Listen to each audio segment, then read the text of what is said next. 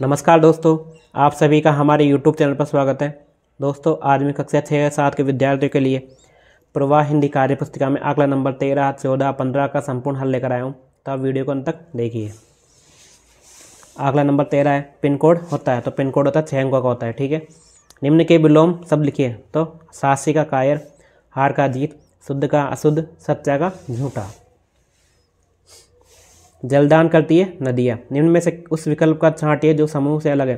तो देखो, डरपोक निडर, जय पराजय, जल पानी, सुख दुख। तो अलग वाला ढूंढना है, तो क्या जल पानी। भारत के गौरव का प्रतीक बताया गया कि किसको? हिमालय को। निम्न के पर्यायवाची समानार्थी शब्द लिखिए। सिंह का शेर, वनराज, गगन का आकाश और नभ।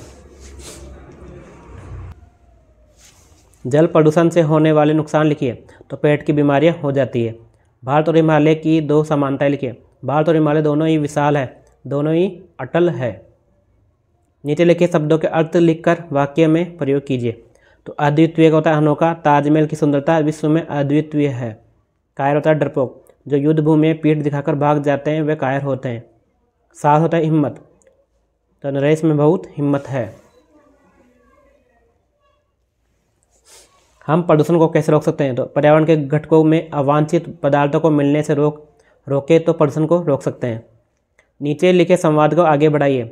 चौक, मैं चौक हूँ, श्याम पट पर लिखने के काम आता हूँ।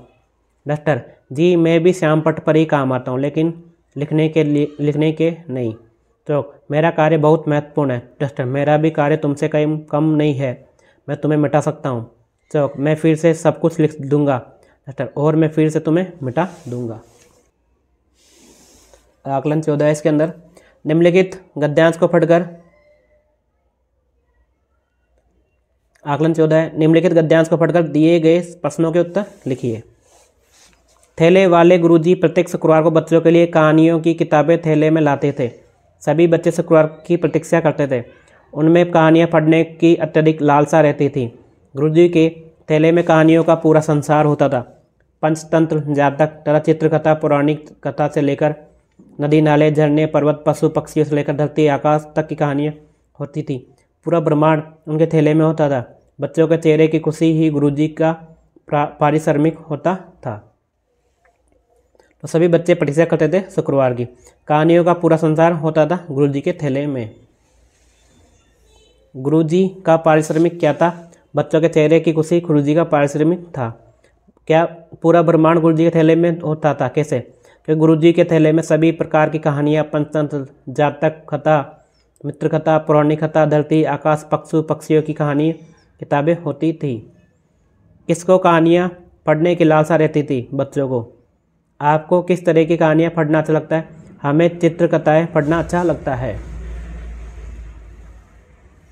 तो लंगूर के बच्चे को संभाला लोगों ने। सारा जीवन प्रतीक है महानता का। ऊपर गद्यांश में 5 संज्ञा शब्द छांट कर लिखिए। तो गुरुजी, शुक्रवार, बच्चों, किताबें, पंचतंत्र।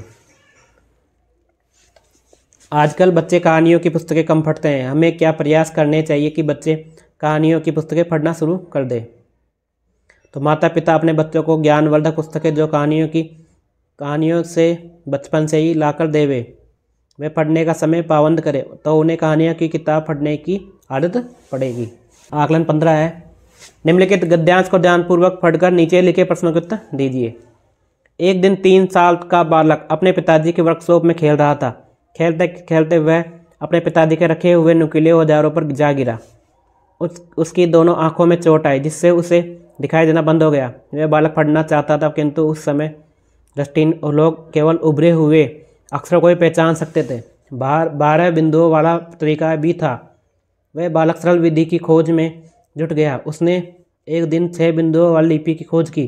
इस बालक का नाम लुई ब्रेल था। उन्हीं के नाम पर इस लिपि का नाम ब्रेल लिपि पड़ा। आज पूरे विश्व में ब्रेल लिपि ने दृष्टिहीन लोगों को पढ़ा लिखा कर नया जीवन दिया है। बच्चा वर्कशॉप पर था, खेल रहा था। बालक के गिरने पर दोनों आंखों में चोट आई। बालक का नाम था लुई ब्रेल। दृष्टिहीन बालक आज पढ़ रहे हैं लुई ब्रेल लिपि से। ब्रेल लिपि का उपयोग कौन कौन करते हैं और क्यों? ब्रेल लिपि का उपयोग दृष्टिहीन लोग पढ़ने लिखने हेतु करते हैं। खेलते समय हमें किन किन बातों का ध्यान रखना चाहिए? खेलने हेतु हमें खुली जगह जहाँ पर खतरनाक वस्तुएं नहीं है जिन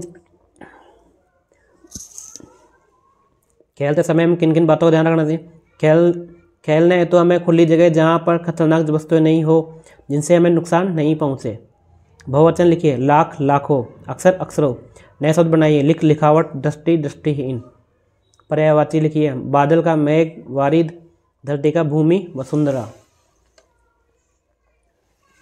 अपनी पसंद की कोई एक कविता लिखिए। तो प्यारे बादल पानी दो, काले बादल पानी दो, आसमान पर छा जाओ, जल अमृत बरसा जाओ, प्यास धरा की कर दो दूर, दरियाली से हो भरपूर।